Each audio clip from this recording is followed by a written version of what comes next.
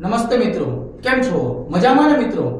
મિત્રો, આપણે ગઈકાલે વિડીયોની અંદર મોટર વ્હીકલ એક્ટ 1988 વિશે થોડા પ્રશ્નોની ચર્ચા કરી હતી. મિત્રો, આજે આપણે ફરી પાછા એ જ મોટર વ્હીકલ એક્ટ 1988 ની ચર્ચા કરીશું, જેની અંદર અલગ અલગ પ્રશ્નોનો સમાવેશ કરીશું, જેનાથી તમને કંડક્ટરની પરીક્ષા જે આવી રહી છે એ પરીક્ષામાં તમને શું થઈ શકે?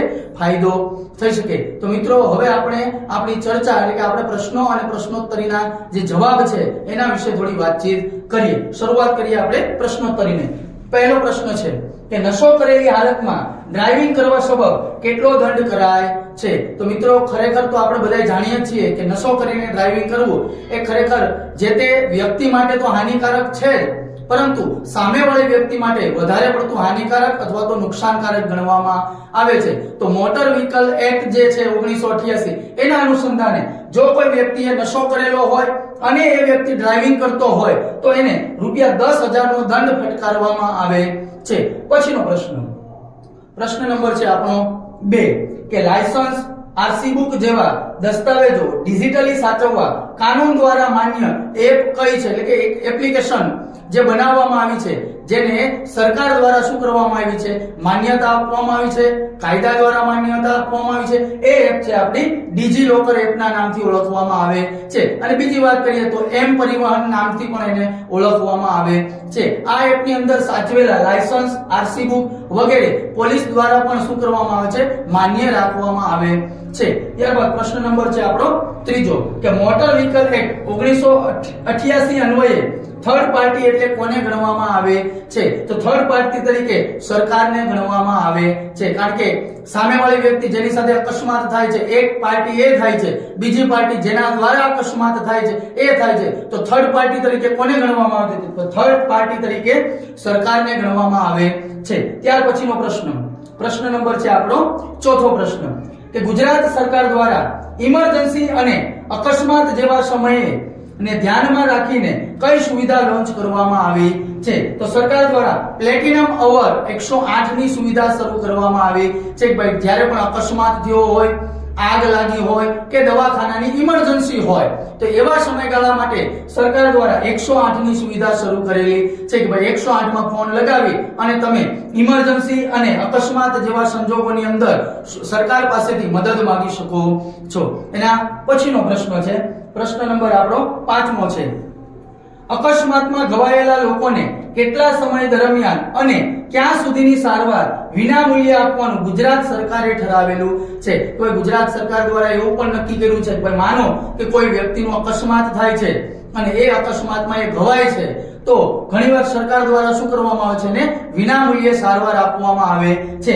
જે જો 48 કલાક એટલે કે અકસ્માત થયો હોય ત્યારથી લઈ અને 48 કલાક દરમિયાન એને ₹50,000 સુધીની વિનામૂલ્યે સારવાર સરકાર શ્રી તરફથી પૂરી પાડવામાં આવે છે. એટલે કે 48 કલાક દરમિયાન જો એ દવાખાને જાય છે તો એને સેવા પણ પૂરી પાડશે, એને સહાય સરકાર દ્વારા પૂરી પાડવામાં આવે છે. ત્યારબાદનો પ્રશ્ન નંબર છે આપણો 6થો પ્રશ્ન કે મોટર વ્હીકલ એક્ટ ની કઈ કલમ મુજબ અકસ્માતમાં મૃત્યુ પામનાર અથવા તો શારીરિક ખોડખાપણ ઉપસ્થિત થાય તેવી ઈજા સબબ વાહન માલિકે વળતર ચૂકવવાનું રહે છે? તો આ ઘટનાક્રમ એવો છે મિત્રો કે અકસ્માત થાય તો ઘણીવાર શું થાય? કોઈ વ્યક્તિનો હાથ કપાઈ જાય, કોઈ વ્યક્તિનો પગ કપાઈ જતો હોય, એટલે કે એને શારીરિક ખોડખાપણ ઊભી થાય છે, જેના પગલે એ આવનારા જીવનમાં એટલે કે ભવિષ્યની અંદર કદાચ કામ કરવું એના માટે કેવું બની જાય છે?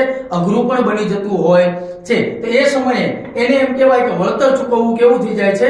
જરૂરી બની જાય છે. તો અકસ્માતમાં જો કોઈનું મૃત્યુ થયું હોય અથવા તો શારીરિક ખોડખાપણ થયું હોય તો મોટર વ્હીકલની એક્ટ કલમ નંબર 140 મુજબ વાહન માલિકે શું કરવાનું હોય છે? વળતર ચૂકવવાનું રહે છે. ત્યાર પછીનો પ્રશ્ન નંબર છે આપણો 7મો પ્રશ્ન કે કઈ કલમ અન્વયે હિટ એન્ડ રન અકસ્માતમાં વળતર ચૂકવવાની જોગવાઈ છે? ભાઈ, હિટ એન્ડ રન આપણે મિત્રો અવારનવાર ન્યૂઝપેપરની અંદર, સમાચારની અંદર, જે ટેલિવિઝન ઉપર પ્રકાશિત થાય છે એમાં ઘણીવાર જોતા હોય કે ગાડી છે ભરપૂર ભરપૂર સ્પીડે ચાલતી હોય છે અને અકસ્માત થાય અને લોકો શું થતા હોય છે, મૃત્યુ પામતા હોય છે અથવા તો ઈજાઓ થતી હોય છે, તો આ અકસ્માતની અંદર વળતર ચૂકવવાની શું કરવામાં આવે કે ભાઈ જોગવાઈ કરવાની હોય છે. એ મોટર વ્હીકલ એક્ટની કલમ નંબર 163 માં જણાવેલું છે કે હિટ એન્ડ રન કેસમાં વળતર ચૂકવવાનું હોય છે. ત્યાર પછીનો પ્રશ્ન નંબર છે આપણો 8મો પ્રશ્ન કે કયા પ્રકરણ અન્વયે મોટર વ્હીકલ એક્ટમાં ગુન્હાઓ અને સજાઓનું વર્ણન કરવામાં આવેલું છે. હવે માનો કે મોટર વ્હીકલ એક્ટ આપણને એવું કહે છે કે અકસ્માત થાય એટલે શું થાય છે તો ભાઈ ગુનો બને છે. નાબાલિગ વ્યક્તિ છે એ વાહન ચલાવે છે તો પણ શું થાય છે, ગુનો બને છે. બાઇક લઈને એટલે કે ટુ વ્હીલર ચલાવતો વ્યક્તિ હેલ્મેટ નથી પહેરતો તો પણ શું થાય છે તો ભાઈ ગુનો બને છે. એટલે આવા ગુનાઓ બને છે, એ ગુનાઓ માટે કઈ સજાનું વર્ણન કરવું અથવા તો કેટલી સજા આપવી એ અંગેનું કયા પ્રકરણની અંદર ઉલ્લેખ કરવામાં આવ્યો તો એ પ્રકરણ છે 13 અન્વયે આ બધું નક્કી કરવામાં આવેલું છે. ત્યારબાદનો પ્રશ્ન છે પ્રશ્ન નંબર આપણો 9મો પ્રશ્ન કે કેટલા વર્ષથી નીચેની વય ધરાવતી વ્યક્તિ ગિયર વિનાની મોટરસાયકલ પણ ચલાવી શકે નહીં. મિત્રો આપણા બજારની અંદર ઉપલબ્ધ વાહનોની અંદર ગિયર વાળા વાહનો પણ આવે છે અને ગિયર વગરના પણ વાહનો આવે છે જેને આપણે મોપેડ તરીકે ઓળખતા હોઈએ છીએ. એટલે કે જે વ્યક્તિની ઉંમર 16 વર્ષ કરતા કેવી છે, ઓછી છે અથવા તો નાની ઉંમરની વ્યક્તિ છે જેની ઉંમર 16 વર્ષ થતી નથી, એવા વ્યક્તિઓ ગિયર વિનાની વ્હીકલ પણ ચલાવી શકતા નથી. ત્યારબાદ એના પછીનો પ્રશ્ન નંબર છે આપણો 10મો પ્રશ્ન. અકસ્માત પછીનો કયો સમયગાળો અકસ્માતમાં ઘવાયેલ વ્યક્તિ માટે ગોલ્ડન અવરના નામે ઓળખાય છે? તો મિત્રો અકસ્માત પછીનો 1 કલાકનો સમયગાળો એના માટે કેવો ગણાય છે, ગોલ્ડન અવર તરીકે ઓળખવામાં આવે છે. ત્યારબાદનો પ્રશ્ન નંબર છે આપણો 11મો કે મોટર વ્હીકલ એક્ટની કઈ કલમમાં ડ્રાઈવરની વ્યાખ્યા આપવામાં આવેલી છે? એટલે કે ડ્રાઈવરની પણ વ્યાખ્યા આપેલી છે મિત્રો કે ડ્રાઈવર કોને કહેવાય, બરાબર છે. એ છે મોટર વ્હીકલની એક્ટની કલમ નંબર 2 પૈકી 9 ની અંદર ડ્રાઈવરની વ્યાખ્યા આપવામાં આવેલી છે. ત્યારબાદ પછીનો પ્રશ્ન નંબર છે આપણો 12મો પ્રશ્ન કે ડ્રાઇવિંગ લાયસન્સ આપવાની જોગવાઈ કઈ કલમમાં કરવામાં આવેલી છે? એટલે કે ડ્રાઇવિંગ લાયસન્સ આપણે આપવું હોય, બરાબર છે, એટલે કે મેળવવું હોય તો એની જોગવાઈ કઈ કલમમાં કરવામાં આવી છે તો ભાઈ મોટર વ્હીકલ એક્ટની કલમ નંબર 9 ની અંદર આ ડ્રાઈવરને લાયસન્સ આપવાની જોગવાઈ કરવામાં આવેલી છે.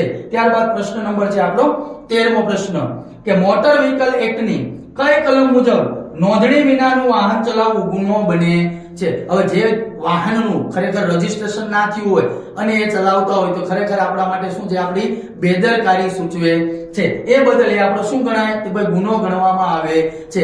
પરંતુ વર્તમાન સમયની અંદર વાત કરવામાં આવે તો સરકારે એવું જાહેર કરી દીધું છે કે હવે કોઈ પણ શોરૂમનો માલિક જ્યારે ગાડીની ડિલિવરી આપે છે કે વાહનની ડિલિવરી આપે છે ત્યારે એને નંબર પ્લેટ લગાવીને જ શું કરવામાં આવે છે કે ડિલિવરી આપવામાં આવે છે.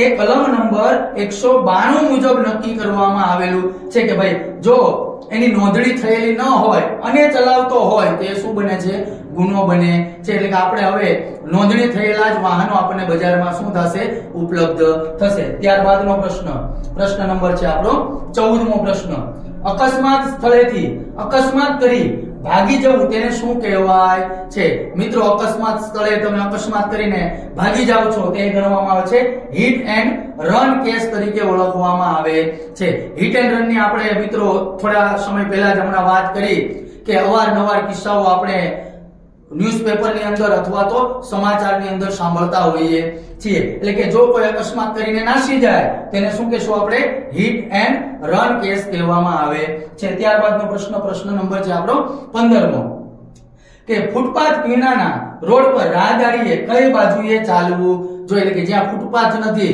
તો એના ઉપર મિત્રો ચાલતા ઘણા વ્યક્તિઓ નીકળતા હોય છે તો એમને કઈ દિશામાં ચાલવાનું હોય છે? ભાઈ એમને જમણી બાજુમાં ચાલવાનું હોય છે. કારણ કે ડાબી બાજુથી ક્યારે આપણે ચાલી શકતા નથી, કારણ કે ડાબી બાજુ ચાલતા હોય તો વાહન આપણી પાછળથી પસાર થાય છે.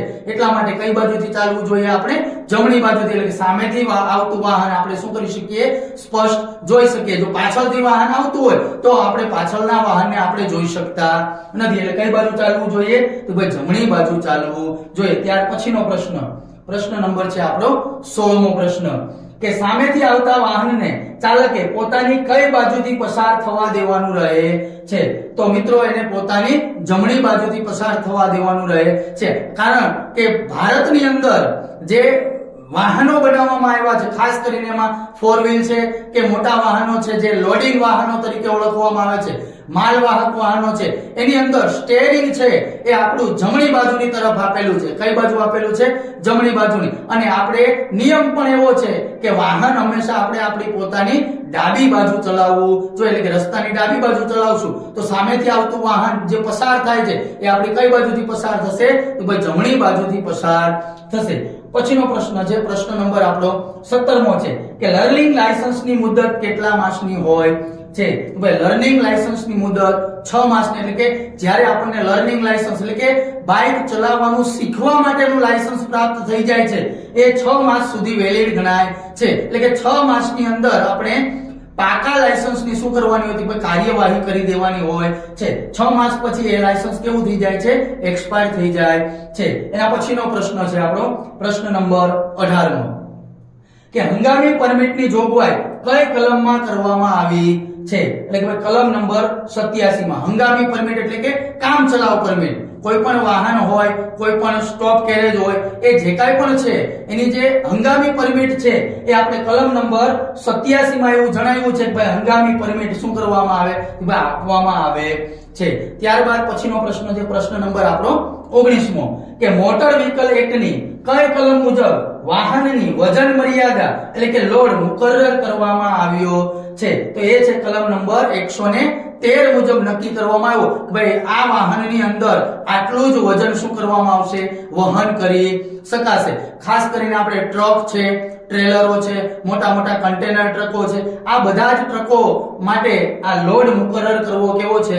જરૂરી છે. ઘણીવાર ઓવરલોડિંગને કારણે પણ અકસ્માતો સર્જાતા જોવા મળે છે. એટલે કલમ નંબર 113 માં આ વજન મર્યાદા અથવા તો લોડ મુકર્રર કરવામાં આવેલો છે. ત્યાર પછીનો પ્રશ્ન છે પ્રશ્ન નંબર છે આપણો 20મો પ્રશ્ન કે ઓવરલોડિંગ ક્યારે ગુનો બને? એટલે કે જેટલી ક્ષમતા છે અથવા તો વાહનને જેટલી પરમિટ મળી છે વજન ભરવાની એના કરતા વધારે જ્યારે વજન ભરવામાં આવતો હોય તો એને પહેલા તો શું કહીએ? આપણે ઓવરલોડિંગના નામથી ઓળખતા હોઈએ છીએ. એ કલમ નંબર 194 મુજબ જો ઓવરલોડિંગ વાહનની અંદર ભરવામાં આવ્યું હોય તો શું ગણવામાં આવે છે? ગુનો ગણવામાં આવે છે. મિત્રો આ જ રીતે આપણે આપણા આ કંડક્ટરની પરીક્ષાની તૈયારીઓ સાથે મળીને કરતા રહેશું. હું તમને મદદ કરીશ અને તમારે સારામાં સારું પરિણામ પ્રાપ્ત થાય એવી તમારી જે અપેક્ષાઓ છે એમાં અમે થોડા અંશે તમારી મદદ કરીએ છીએ. તો મિત્રો આવા જ વિડીયો જોવા માટે અમારી ચેનલ નિષ્ઠા કોચિંગને લાઈક કરો, સબસ્ક્રાઇબ કરો અને વધુમાં વધુ મિત્રો સુધી શેર કરો. અસ્તુ. જય હિન્દ, જય ભારત.